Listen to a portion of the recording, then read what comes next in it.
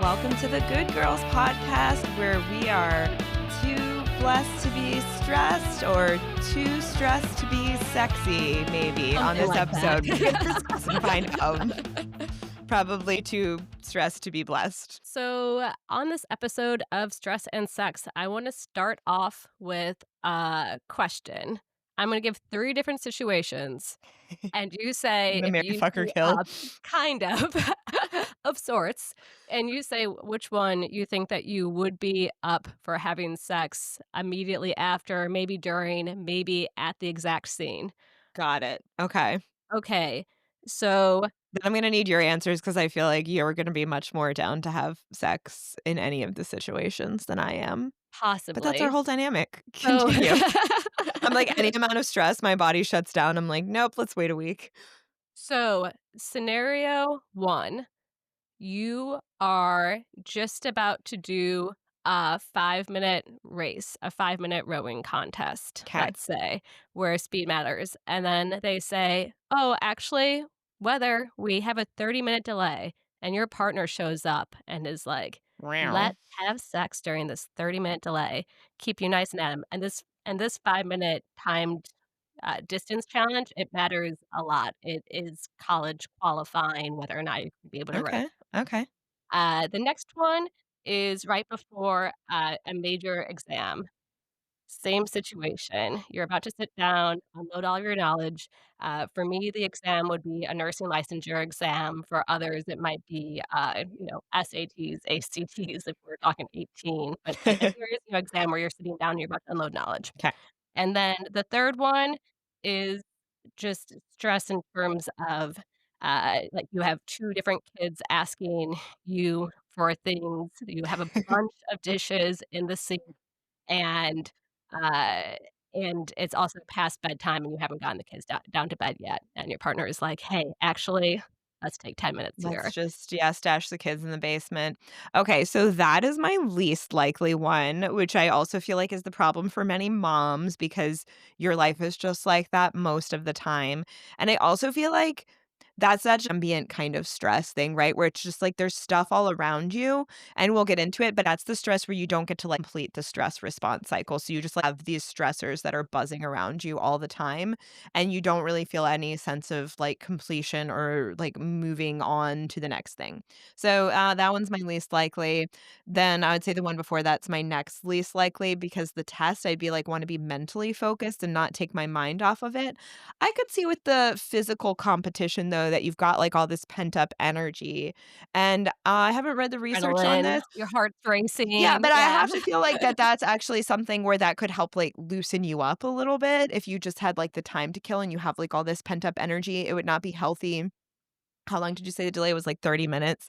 It would not be 30 health. minutes in this, like, magical sex room There's, that's like, a perfectly there's clean, never yeah. been used by anybody else, full of, silk sheets. Yeah. Excellent. Yeah, I feel like I could see that one because then it's like it seems like it would be more healthy to keep yourself limbered up than to just sit there with like, all that pent up stress in you. And then you'd probably, in any case, yeah, you'd be like going for a run or something to try to stay loose. So, sex seems better than just like going for a nervous jog. Yes, I think the only one that I absolutely would say no to is probably the exam because my ability to, like, completely cognitively drop when I'm trying to Yeah. store knowledge would be the worst, but both of the other 2, uh, maybe not on, like, a Monday through Wednesday night, those are too serious. If it's bedtime, it's like, Yeah. "No, we need to take 10 minutes here and put the kids to bed, not bang." So what we're Bedtime, describing then bang time. so Emily Nagoski's book, Come As You Are, and we talk about it a lot. And a big thing that she talks about in the book is the stress response cycle and its relationship with sex. And this is valuable because stress has like a total inverse relationship with everything that makes your body ready and in the mood for sex, For which most people, because there are when I was gonna ask, there are, like, the rare people that stress actually is a turn on for them. I was gonna ask if that's you.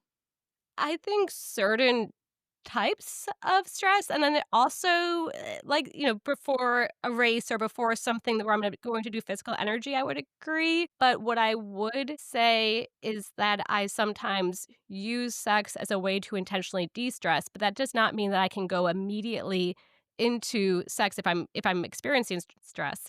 It means Mm. that I'm gonna take probably 5 minutes or so to do, I saw this and it's actually termed sensual scrolling. I did not call it sensual scrolling in my head, Mm. but I might take 5 minutes to read a sexy scene from a book that I know does sexy scenes well, or I might read through, funny things online that are kind of funny sexual stories and stuff, and then want to have sex just to get myself in somewhere completely different. But in that case, usually the stress response cycle, like, it has somewhat like, I've paused it. I'm not Yeah, trying to or do you're it in the like, middle of the this is part cycle. of your completion, like, the enjoyable aspects of sex are, like, part of your, like, completion and processing of that stress, not, like, that's your natural so, that it is possible, but there are people, who that's, like, the turn on for them is stress and that they're, like, pouring that into I'm just, like, so makes you super anxious. horny. Yeah.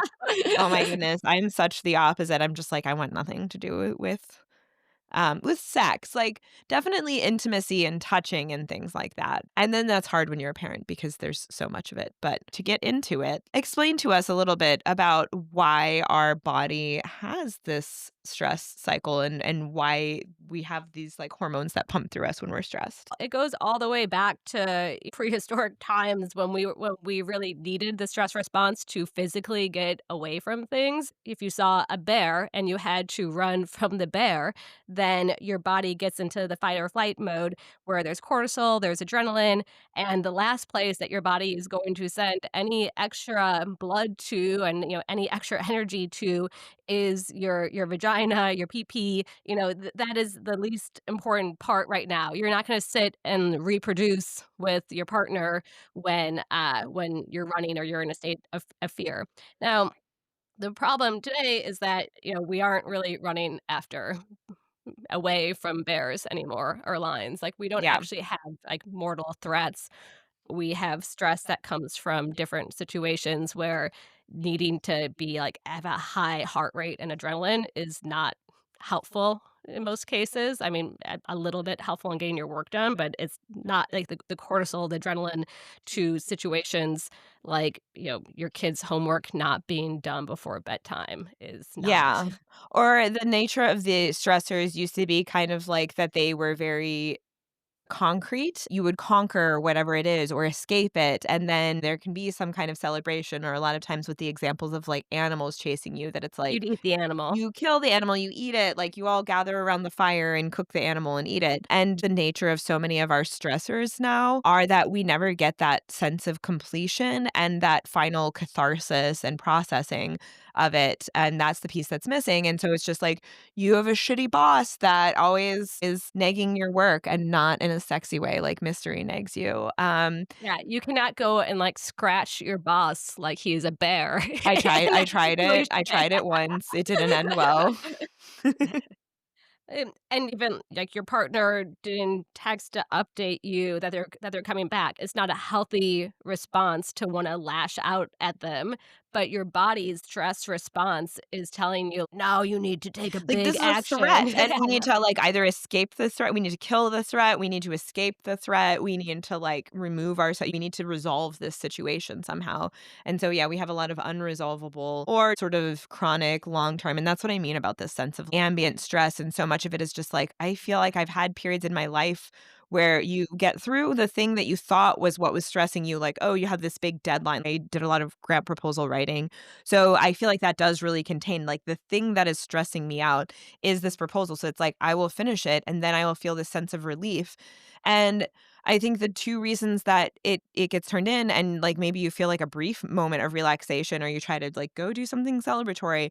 One is that you still have all this ambient stress around you that is just like all these ongoing things like, am I a good enough parent? Am I like stimulating my kids' emotional development enough? Blah, blah, blah but also because, and we'll get into that, but you don't complete the cycle. You don't have that, like, cook the bear, eat the bear, celebrate around the fire with your friends, and you just move on to the next thing. That's like with the chronic stressors that come from having young kids. If you're looking for completion and the actual action being done, you're probably never Yeah. going to get there for a very, very long time. And so, what I thought was helpful when I originally read this, I thought that it was going to get to like, oh, well, we need to complete the cycle by really just sitting down and doing all the work and getting it done. And that's not realistic. And so, thank goodness that's not what's actually suggested. What's suggested as ways to complete the cycle are more almost tricking your body that it's been Yeah, completed. to, like, find ways to, like, A gather 20-second around the hug. fire and, eat the bear and dance and do a magical dance where you, like, celebrate and stuff like that. And I thought the interesting thing that she pointed out was that it's not about removing the stressor, right? And that's what a lot of us think that it is. "Oh, if I could just get to inbox 0, if I can complete my to-do list, if I If can all the remove dishes this could just thing." be cleaned. Yeah, Yeah. and then you find that even if you did get to that mythical, laundry 0, inbox 0 kind of status, that you are not feeling better, and it's because it's not about removing the stressor. I mean, especially in this day and age where, like, we're never going to be They're stress-free. always going to be there. Yeah, Yeah. it's about finding healthy ways to just let your body process through that and complete the cycle. Yes, and so ways that are in Emily Nagoski's books are, physical activity, whether that's a run or just dancing in place or even just doing like, 10 to 20 hops. And 20-second hug is another way with somebody who you feel close enough to that a 20-second hug is comfortable. Don't give a 20-second hug to your boss. That probably won't complete it for you at Also all. tried that, didn't end Yeah, well. yeah. The 20-second hug did not help me with my boss.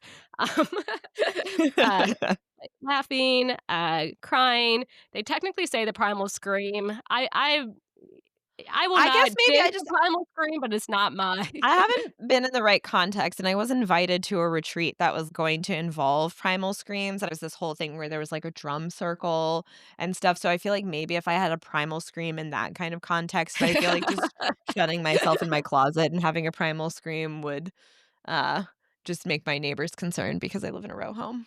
So I have to share this, I personally thought, amazing study on it that should not have been done, but since it is done, we get to enjoy the questionable methods. So, preliminary evidence that acute and chronic daily psychological stress affect sexual arousal in sexually functional women. They took a group of women and they divided them into the intervention group and the control group. Mhm. So, for the intervention group, they were assigned an extremely difficult computer task with an unfriendly research assistant there with them. Ooh, I And just wanted to have the job of the I theater mean, kid who gets to play unfriendly, the unfriendly research assistant. Theater kids like assemble! did the person look unfriendly? Like, how did they, train this research assistant to be unfriendly to these women who were assigned, like, an impossible computer task to do? And then the other group of women, the comparison, the control group, were assigned a super easy computer task. It was like, pick the farm animals out with nothing tricky and a lot of Mhm. rewards. And then afterwards, it took all the women and it played a sexy video for them. In case anybody was wondering, it was one size fits all, which the authors described as a female-friendly erotic film. Did you go watch this as part of your research? I wanted to, but it was also quoted like a 1995 article in this that I was like, I might need to like rent a VHS if I want to see one size fits all. But here's like the real kicker. They then did vaginal pulse amplitude, which is basically like a tampon-sized device that you put inside your Ooh, vagina. sounds sexy. Oh my gosh, it That your sounds partner great. controls. Yeah, that you are doing as part of a study. So I'm just imagining being in, like, a very sterile room with, like, fluorescent lighting and, like, They're put like, this, like like, "Just put in this device. vaginal amplitude Yeah, tampon we wanna see how and horny watch you some are. 90s porn."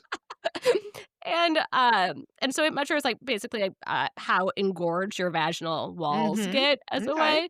So I looked this up, by the way, and apparently this method has, like, 0 relationship with how women actually report whether or not they were turned on. So Mhm. it's also not great.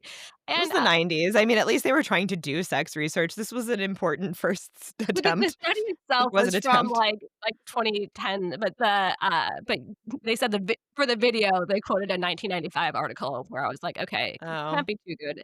But they also were like, "We disinfected the vaginal pulse amplitude Oh, before it shit. was Those have to be renewed." single I was like, use. "Oh my gosh, no, no." Imagine being given, like, something that had been in Somebody's another person's used vagina, and pulse they were tampon. only given $30 for this entire experience. Like, I couldn't, but in case anybody was wondering, it did indeed turn out that the people who watched the do the stressful computer task were less likely to be horny during it. Do we trust these findings? I mean, it makes sense. Did the woman have to go through this? Like, I don't This falls I feel like in the course of doing this podcast, Kay, we found a lot of studies that I'm like, "Did we need a study to confirm this?" Did they And have to then I put the look device around up their sometimes at the vagina? current state of things, and I'm like, The men are not okay. Maybe we do need a study. Maybe it is helpful to be able to point to this and be like, actually, gentlemen, it turns out your wife is not feeling super horny when you leave your shit all over the floor and like refuse to help with things. So I don't know. Maybe we do need this research. Although I feel like the men that need the message from this research are not the ones who would be accessing it. I don't think they're, like, searching the NIH for studies about women's sexual If only horniness I could and have these men and talk to them about these studies where they stuck a tampon-like device up I'm where my really sad that I missed this in my, medical testing era, though. When I was, like, fresh out of college, I had no money, and I lived in DC, so, of course, there were a lot of opportunities to sign up for, like, medical have like, gotten a cool 30. I feel like 30 was pretty good for back then. I definitely had one that I did where I think I got, like, 15 per session and then, like, metro fare to get to the facility where we were in the NIH. I actually would have loved to go back and find some of these studies because I was just like, what was it actually testing? There was this one where they would give you different over-the-counter drugs, and it was double blind, you didn't know which one that you had, but it would be like NyQuil or, like, Benadryl or something was one of them. They were all depressants except for there were caffeine pills, and I have sensitivity to caffeine, but they would give you a random drug out of 7 or so of them and then have you do this computer test that tested your timing response to things. I wanna know what it was for because it was with the military, and I'm like, "What are they testing?" And then they give me $15. Mine was obviously caffeine because I'm really Getting sensitive to it. $15 to take a drug is even if it's an over-the-counter drug, that is repulsive. It was a while ago, and it was just an over-the-counter drug, so that's why I was fine with it. I sat by a guy at work at a job after that, and he was very interested in medical testing, but he was doing, like, whatever the fuck medical tests that were probably paying more than $15, but he would have weird things, and I would hear him on his phone because he wouldn't leave his desk to do the research calls. So you just hear, like, one side of his phone calls, and he's like, "Yes, some redness and itchiness, but no hair loss." And I'm like, "What the fuck medicine are they having you take? They are not paying you enough for this," as you hear him describe half of his symptoms. Anyway, that's just a quick sidebar into my brief foray into, low-paying medical research. Yes, and we often talk about the accelerator brake model, and that accelerators help sexual intimacy, breaks just make you not at all interested. And stress is the ultimate. Like if you are driving the car and you imagine your sexual interest as a car, Yes. stress is slamming on those brakes, and it really makes arousal feel impossible, especially for women. Like for women, that's one of the reasons why there's drugs like Viagra wouldn't work, despite the different things. Like you Mhm. really have to work with the mind as well and turn up the Yeah. stress response. But then I think, like, understanding the whole I think that because you are somebody who I guess if you have filled out the test in her books probably does have a very sensitive accelerator, then for you, what you were describing of pretty quickly after I'm removed from the stressful situation, I can put it to the side without completing the stress response cycle and get my mind onto something else and then pretty quickly get excited again. But I think that for women who maybe don't have such a sensitive accelerator or do kind of feel like their brakes like hit hard and fast that when there are a lot of cultural things that will just be like, "Oh, okay, like put the kids to bed and then it's time to be in a sexy mood and just make yourself feel sexy." That's not enough for a lot of women. And then there's also like a very much like a cultural message that if you're not then ready to be full time mom in the streets, but a freak in the sheets and, like, turn yourself full-time over. Like, kids are in bed, now it's time to really just, like, be a huge slut. I think that a lot of moms feel like they're broken. Yeah, and what stress does, the physical effects of the cortisol, it makes you have a tense pelvic floor, it reduces lubrication, and it also almost causes, like, numbness in that area because your body is 100% prioritizing survival over pleasure, and Mhm. it just you can imagine if you go back into, like, why when we do need to do that for physical reasons, having any blood to your vagina would not be an efficient use of your blood. Yeah.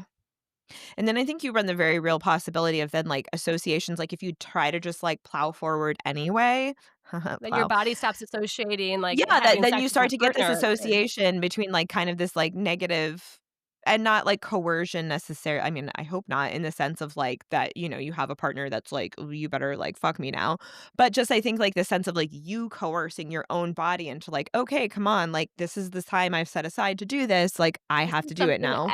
that I do as a favor and is not enjoyable for me versus something that I do that is enjoyable for me because, the situation happened where they had it where they did have this tense floor, this reduced lubrication, all that, it creates this negative response cycle. Yeah, and it does really then, like, play into this whole thing that I think a lot of us were brought up in the cultural mindset that sex is just something that, like, women are not innately sexual, or, I mean, if they are, they're huge sluts. Nice, good girls are not sexual and solely exist to perform sexually for the enjoyment of their husbands, but you are playing that up. If that kinda, like, becomes the mindset of, like, "Okay, then, put the kids to bed, time to slut it up and service my partner," kind of idea, that is underscoring that type of mindset of, like, this isn't about the woman's pleasure. This is just, like, your body is not innately sexual, so, like, it's not going to happen on its own anyway, so you just have to kind of, like, fake it till you make it.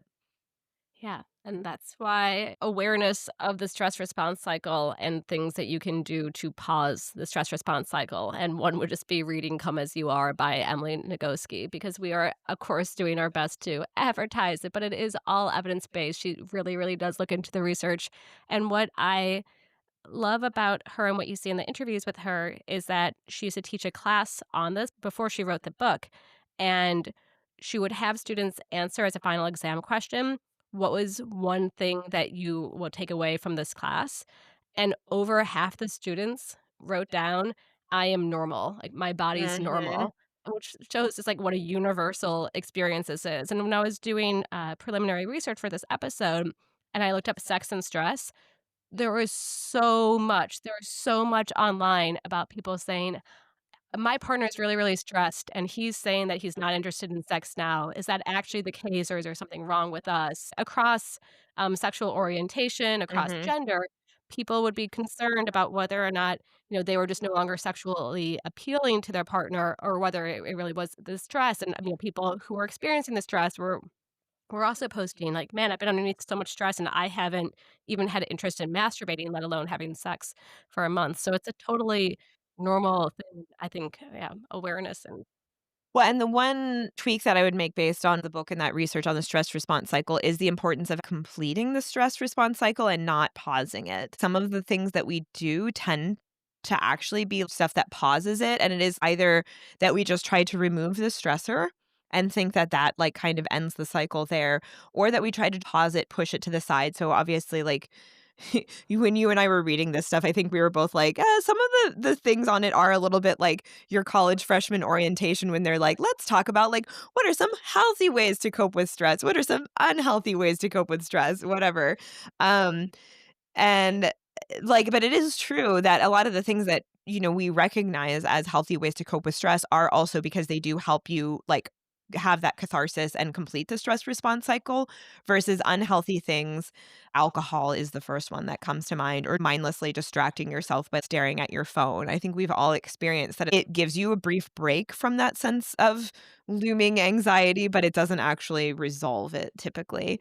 So I think that that's a really important thing to understand, to move from that sense of being stressed onto that ability to have sexy time, is finding out what are the ways that work best for you to actually complete the cycle and not just, like, push things to the side and feel like, "Oh, that's probably not gonna be looming in my mind, and I'll just, like, make myself feel sexy for a while." Yeah, and what I liked about the cycle completers is that, the cycle completers, so things that can complete your stress response cycle, is that in my head, again, these were a little bit more complicated or took a little bit more time. Like when you see yoga, even though yoga is great, you can't help but think, do they mean go to like 1 hour yoga class? But really, even like a 10-minute walk, 20-second hug. I know I keep on saying that, but like a 20-second hug is something totally doable to do with your partner.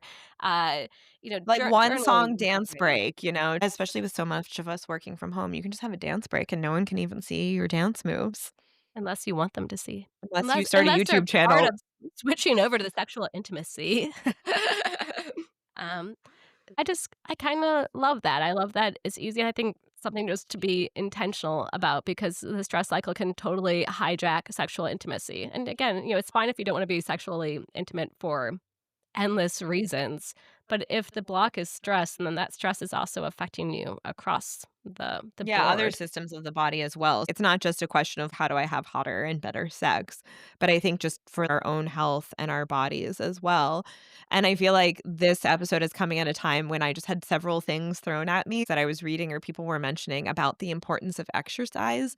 And as they talk about longevity or not just your lifespan, but your well span of living to be 85, but also having an enjoyable life through 85 or whatever age, a lot of it comes down to exercise. And that just seemed to be the one thing, nutrition research, like there can be kind of conflicting findings on like, should we be vegan? Should we be gluten free? Should we eat the paleo diet? But as far as like exercise goes, of just like the idea of exerting your body, of doing for women as you age, doing weight training with heavier weights, all those kinds of things. I felt like that was very uplifting that for me lately, exercise has been a lot of my complete the cycle, but there's so much research right now about in general. Our bodies need it for so many reasons beyond just being sexy. But of course, here at Good Girls, we're always about having Promoting good sexual health or happy not. sex lives. So we hope that you learned not that we're experts by any means, but it is helpful for all of us, including me, I know for sure, to be thoughtful about stress and ways that we can reduce it and ways that we can make sure that it's not impacting other parts of our life. And so to tie things up, we're going to go to a book review of notes of SJ's entry into the romantasy world of literature against her will. Okay. Well, I guess nobody made me read all of this whole Court of Thorns and Roses series, and yet here I am still doing it. But this also speaks to my just total inability to not complete the cycle for anything. So I'm completing this cycle despite the stress that. No, I'm just kidding. It's not stressing me out. Okay. So we're into the third book in A Court of Thorns and Roses. I'm actually not finished with it yet. This is a very long book. No? I think that it is. It's hard to tell when you're reading them on the e-reader. So it's a bit of a Third one. the third one, yeah. And also, you already got the satisfaction of seeing the 2 main characters get together, so you don't have that pressing This drive of is a seeing thing when, them. like, romance is the main plot driver of the book because there's, like, plenty of fantasy books or other books where it's, like, has a romantic element, but then once there's that resolution and the characters get together, then, they that, like, moves to the side. So I feel like the only way that it works in, like, a romantasy or, like, romance primarily kind of context is that you have to keep coming up with reasons why the 2 main characters can't be together. And I will say here, I kind of like that so far they're mostly with each other. So they kinda turn to other things, but then you're like, when it was the romantic attraction that was the main thing and, like, will they or won't they? How is this gonna turn out? And her spurned lover did turn out to be a real turd, and you don't really feel bad for him. I know that then we're supposed to get to the romantic situation between her sister Nesta and Cassian. So I'm told that I should still read that book because it gets real smutty, and apparently that was when Sarah J. Maas was just home with her baby and just We can all relate to a woman in their mid-30s with kids just just super stuck home horny. and super horny. So, like, good for her. So at first I was like, I'm not gonna read that book because I do not care at all what happens to Nesta. She's the biggest bitch. But a friend of mine was like, you should read it. She's like, if you're here for the smut, that book is Is much hot, smuttier. yeah. So I was like, okay, I might listen to it as an audiobook and just like skip a lot of the plot. We'll see. When you read that one and you go back to 1 through 3, you're like, "Wow, you really, really stepped up the smut." Yeah, because so far I'm like, I would not describe these books as smut. Like, the romance is a primary thing, but I feel like it's more the romance and less the, like, actual sex between them, like, especially by now. They had, like, a couple of sex scenes, but I was like, they were pretty tame, on a scale of 5 eggplants, I would definitely rate this book like a 2 eggplants, maybe. Yeah, I mean, I'm trying to think of how to say in a non-explicit way. There's some You can say it in an face explicit way, it's our fucking podcast.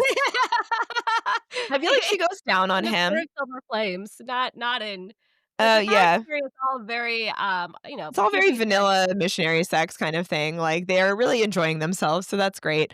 It also takes till the 3rd book because I was asking you and our other friend that is into these books, where are the queer fairies? Like, in my mind, if you just have, like, 500-year-old beings who clearly, based on their attitudes towards this one queer character, are not homophobic, there's no cultural fear of it, why are they all not just, like, fucking each other in, like, twosomes, threesomes, foursomes, left, right, and sideways, and then there's just the one guy, and then they're like, "Oh, yeah, he has threesomes," and she's like, "Tee hee hee." I'm like, "Why are they not all having threesomes?" They're, like, these, like, sexually, like, active eternal beings. They'd have to get pretty bored with their missionary sex after, like, the first 100 years. Yeah, it makes you wonder if maybe for Reese and Feyre, if he's, like, easing her into sex since He's she gonna, is like, whip being out the yeah, she's definitely, like, the child bride for his 500-year-old self, Yeah, so he's he's gonna wait, like, obviously 200 trying. years before he gets out the fairy anal beads and whatnot. Yeah. So I will say that the romance is the central driver, but then I'm waiting for her as a character to come into her own because you do have kind of the power She does dynamic the already. opposite almost. And I get in the beginning, like, she's younger than him, she is human, she doesn't have any magical powers. Now she's got all the magical powers, but she just continues to exist in his orbit, and there was this quote from the book she puts on her crown before she goes to meet up with a bunch of people, and she's like, "Oh, he's the lord of night, and I'm the queen of stars," and she's like, "If he was night triumphant, I was the star that only glowed thanks to his darkness, the light only Yuck, visible because of yuck, him." yuck, And I was yuck. like, "Girl, you have lots of powers, like, it's time for you to have your own independent identity and existence," and she's just like, "Wow, that's so nice of him that he made me the high lady of his court instead of just his fuck She's buddy." supposed to have powers from every single High Lord, Yeah. so she can, like, make water wolves and all that stuff, and then this 3rd book, like, every She single, just, like, like, major sort of is battle just, like, yeah, teeter-tottering around. I'm a little bit yeah, and then it's in, like, the disappointing. beginning, it's like he does, like, a lot of decision making without consulting the women in his life, so I was kind of like, negative 10 points to Reese, like, when he decides to, like, grant access for the people in the Nightmare Court, like, to his city that he's been so protective of, and he, like, doesn't talk to Moore about it first, or even his own, like, mate, wife person, and he's like, "Oh, I just didn't know how you were gonna respond, so I didn't wanna tell you in advance." If a man did that in real life, I would call bullshit so fast and be like, Kind of like Justin Baldoni, like, fake feminist "Yeah." vibes, like, "Oh, yeah, like, He's I like, "I'm let such an all the ally to women women." bribe all this, but also I want total control over everything." Yeah, exactly. So, I don't know. I feel like he just spends a lot of time telling her that she's equal to him, but he doesn't really show it. I'm still keeping going with it. I kinda like the overall world building a lot in this one. There's, like, some interesting things happening. I still kinda hate the sisters, and I feel like she could have written them better in the first book. If she wanted them to have a redemption arc, she could have made them be, like, shitty but complicated. But in the first book, the sisters were very just, like, uncomplicatedly shitty. Not good, yeah. So, hmm, Yeah, I we'll was see. thinking But about I will this. read Nessa's sex scenes just 'cause, good girls for research Yes, purposes. A Court of Silver Flames is enjoyable. Yeah, I wonder how much, and we'll see as the Sarah J. Maas world evolves, because she's still writing, and it is a metaverse of sorts, like, the books all build on each other. But I do wonder, like, what Reese is going to be like in later books, and part of me wonders if Sarah J. Maas just gave up on men, but I don't know, I like, find, if like this is, like, somewhat intentional. yeah, there's, like, so much opportunity for, like, the telling the other stories, so I think it's interesting that she does have a book where she then focuses on other characters because it's like, alright, like, Reese is tied down, he's a one-woman man now with Farah. I mean, is there the fan fiction out there with who's the king that's, like, the one with the boyfriend, and has, like, threesomes and foursomes and stuff? Whichever king that is. Helion. is that Helion? Or yeah, Helion. Do people write fanfic for him? Because I feel like that's like a if I'm you want sure to it smut exists. his, like, his foursomes that he keeps, like, His hinting at. magical foursomes Yeah, with his, like, magical all the foursomes with, like, some sunlight. wings thrown Yeah. in there and, like, people who, like, sparkle and shimmer and give off light and stuff. I mean, there could be some real fanfic opportunities there that I feel We're like not Sarah J. getting Maas them is from the not basic ones. monetizing. Yeah. I I just wondered. I don't know. I'm in, like, a negative mood towards our dear other gender right now because, you 'Cause of world fly. events. I'm petite. I just feel like they look at me in Southwest and they're like, "I'm gonna sit next to this person. I'm gonna take up If I 1/4 of can her take the seat." armrest and she's too small to be able to take them back from Yeah, me. and I'm gonna not only am I gonna take the armrest, I'm gonna lean in another 3 inches or so and, like, "Okay, little lady, move That is over." when you just, like, whip out a tuna fish sandwich that you have just, like, freshly microwaved and just start eating it right next to that man spreader. It is insane, and overall, men are our partners in this world along with others, but, they're not the best sometimes. That's Especially all. the ones I feel like also we're just suffering a lot from the fact that we have a lot of idiot men in charge, and I'm like, "What if we just tore it all down and made it we only can elect women as we did for the first 200 some years. Let's just even things out a little bit where we just have like one One election yeah, cycle that is just like, "No, right, man, get them all out. They're done. They've lost their chance. They're doing a terrible job." let's let the other gender take a chance for 200 years, and then we can compare Yeah, the 200 years together, and then whatever one is best wins, and yeah. we'll All win. of the billionaire tech bros have to give their money to their ex-wives, a la Mackenzie Scott. And yeah, Really just see what wonderful things. happens. Yeah. These are just ideas for world These improvement are that we're just putting some out. submissions Yeah. that I have in this category. Get back to me if you have the power to make this happen. I would love to tell you more details. There's just no doubt we could do a wonderful job. Well, this took tangents. We appreciate you all. Thank you so much from the Good Girls. We hope you have a great day, and thanks for listening. As always, follows and likes make a big difference. So thank you so much for those of you who do follow and like. And if you haven't, Wait take a till you've second to completed the drop it. stress response cycle to leave us your review so that you'll Yeah, be find feeling somebody, an extra sexy not your mood. boss, and hug them for 20 seconds. 10-minute walk, any of those, and then leave us your review. Oh, thank you. Bye.